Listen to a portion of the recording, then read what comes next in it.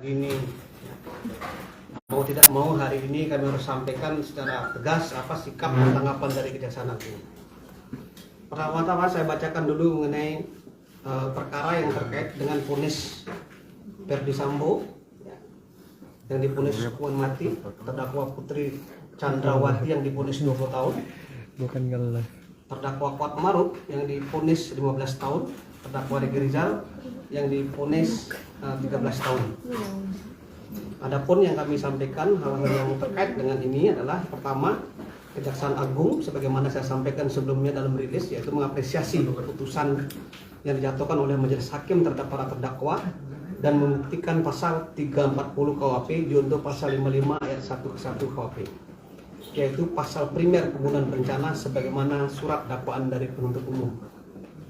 Yang kedua, bahwa seluruh fakta hukum dan pertimbangan hukum yang disampaikan dalam surat tuntutan penuntut umum telah diakomodir dalam surat putusan Pengadilan Negeri Jakarta Selatan. Yang ketiga, penuntut umum berhasil meyakinkan majelis hakim untuk membuktikan pasal primer dalam perkara aku. Terhadap perkara tersebut, penuntut umum menyatakan sikap yaitu untuk mempelajari lebih lanjut perkara tersebut, menunggu upaya hukum yang dilakukan oleh terdakwa dan penasihat hukumnya. Untuk yang Richard Eliezer nanti akan disampaikan oleh Bapak Jamitum. Silakan Bapak.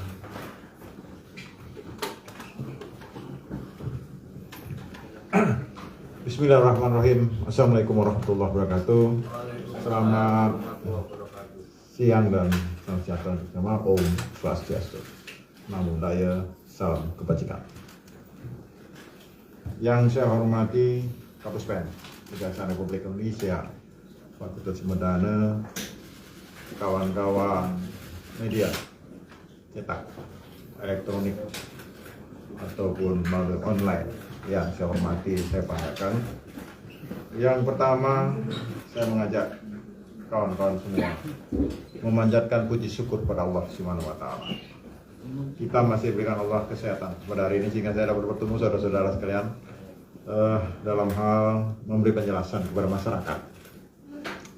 Penjelasan ini kami pandang perlu karena dari kemarin saya mendapat banyak WA, telepon, mohon maaf saya belum merespon karena saya ingin memberikan informasi yang lebih lengkap, komprehensif kepada saudara-saudara semua dalam rangka memberi jawaban terhadap seluruh pertanyaan yang mudah-mudahan tidak banyak pertanyaan lagi karena saya juga banyak kegiatan lain ya, sehingga mohon maaf apabila tidak bisa memenuhi undangan dari media.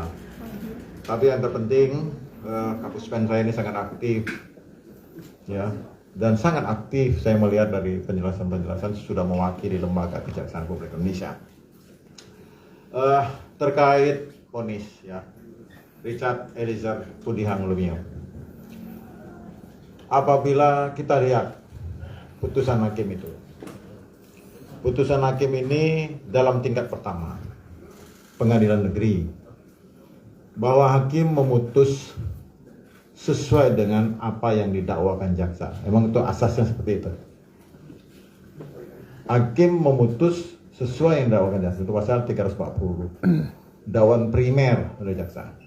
Dan ketika kami mencermati seluruh putusan itu, ya, baik dari FS sampai Eliezer kemarin, bahwa hakim mengambil alih seluruh fakta hukum yang ada dalam dakwaan jaksa.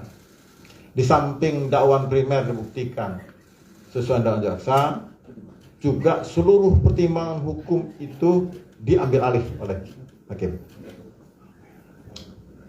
Pertimbangan hukum yang dibangun oleh hakim tidak terlepas dari rekustur yang diajukan jaksa maupun replik yang disampaikan jaksa. Itu semua diambil alih. Dan kami menilai seperti itu. Ketika hakim berbeda menjatuhkan tuntutan dari tuntutan pidana dalam praktik hukum, karena kita sama-sama praktisi, itu hal yang wajar. Ya. Bisa hakim menaikkan, bisa hakim menurunkan.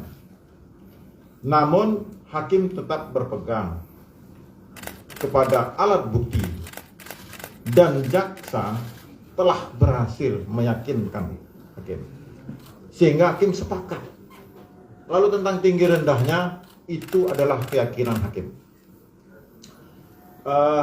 Kawan-kawan semua yang saya hormati, terkait dengan putusan terhadap Richard Eliezer Pudihang Lumiu, Kejaksaan Agung Republik Indonesia melalui pemikiran yang mendalam dari mulai jaksa penuntut umum sampai kepada pimpinan Kejaksaan Republik Indonesia mengambil sikap. Sikap ini penting, bahwa dalam proses pemberian keadilan itu harus diberikan dengan pertimbangan-pertimbangan hukum yang kuat. Saya melihat bahwa hakim menjatuhkan 1 tahun 6 bulan tentu dengan pertimbangan hukum yang cukup kuat juga. Namun sisi kami banding atau tidak banding, ini saya beri penjelasan pada saudara-saudara sekalian. Di pasal 234 KUHP bab 17 KUHP disebutkan penuntut umum ataupun terdakwa berhak untuk mengajukan upaya hukum. Jelas di situ disebutkan. Artinya putusan hakim bisa tidak diterima oleh terdakwa, bisa tidak diterima oleh jaksa. Karena dalam menilai satu putusan itu punya sisi masing-masing.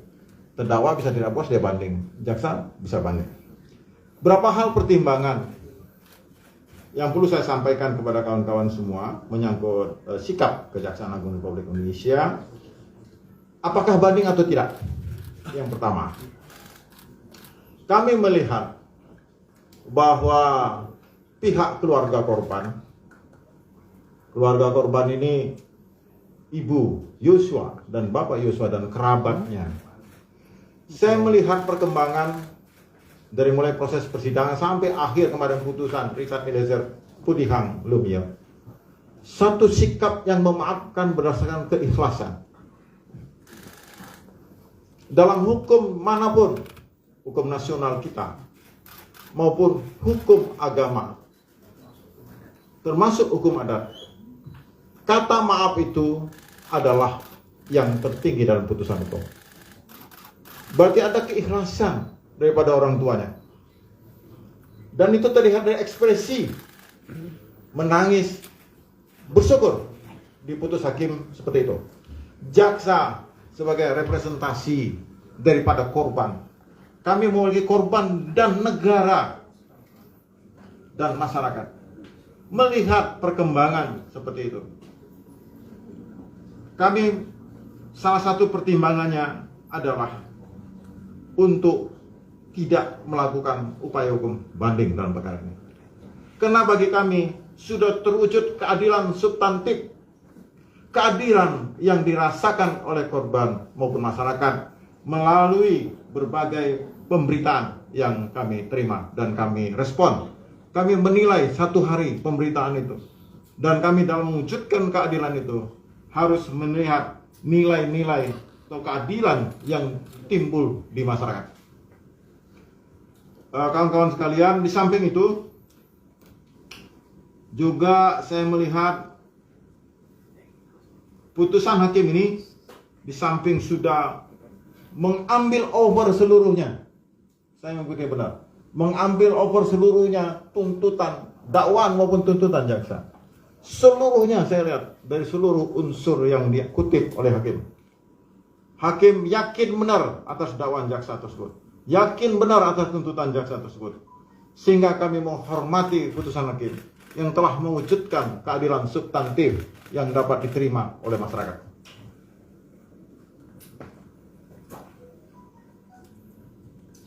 Bahwa saudara Richard Eliezer Pudihang Lumiu yang telah berterus terang, kooperatif dari awal,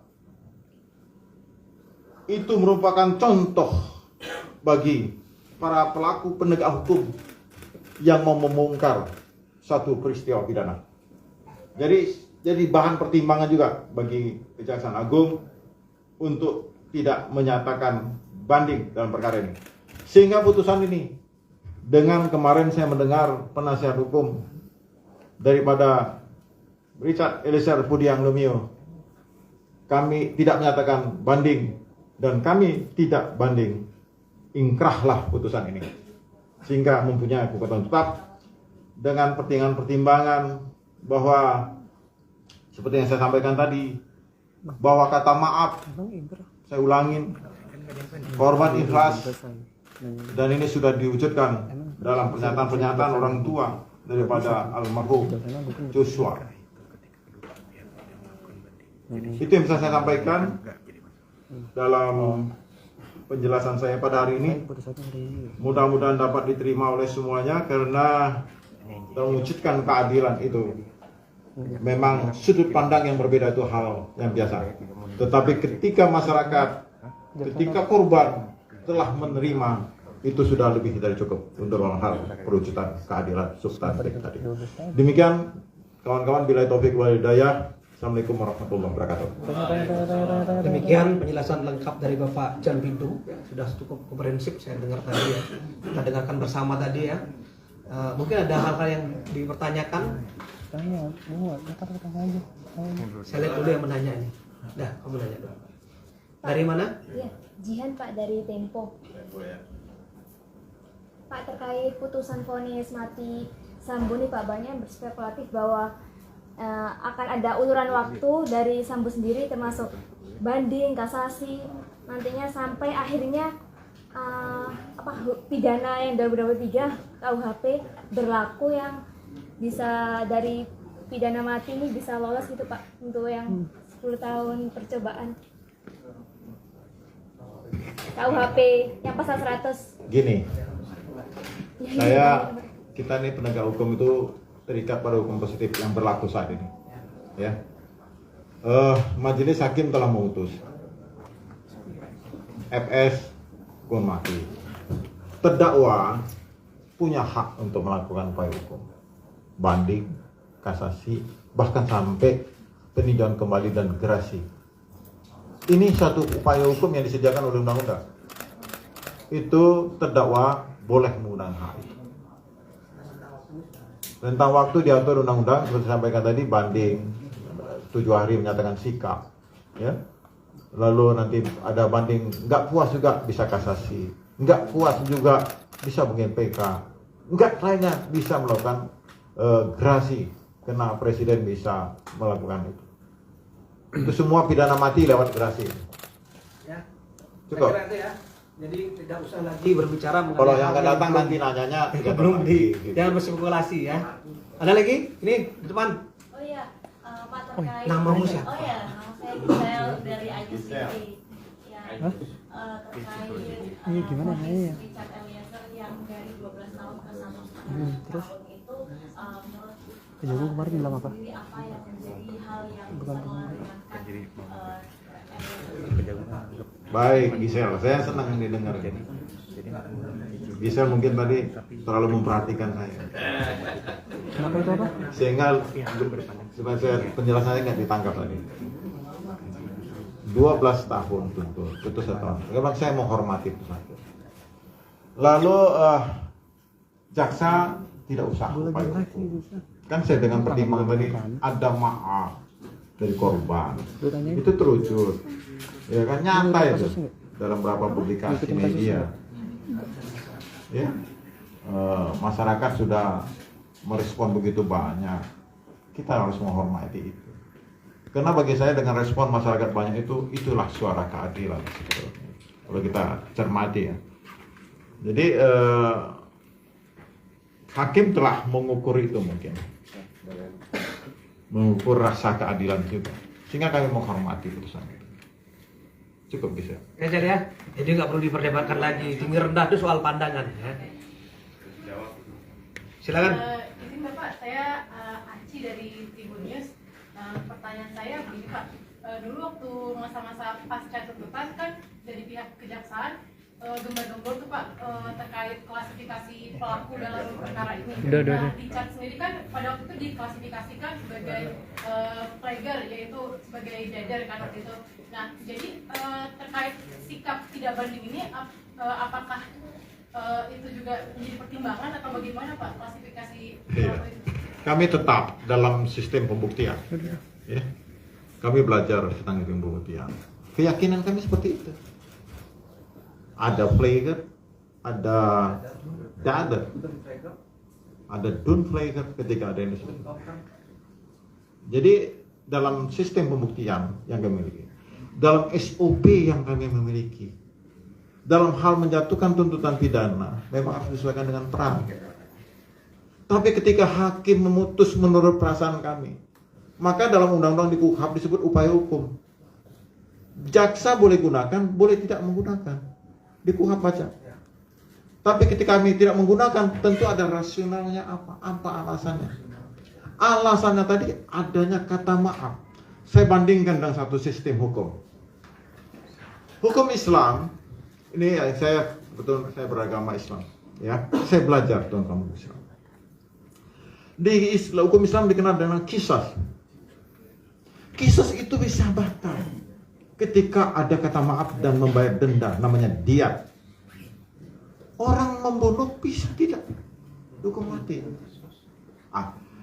Mencermati perkembangan hukum masyarakat, ya. Ini orang tua korban memaafkan. Media sosial begitu gencar.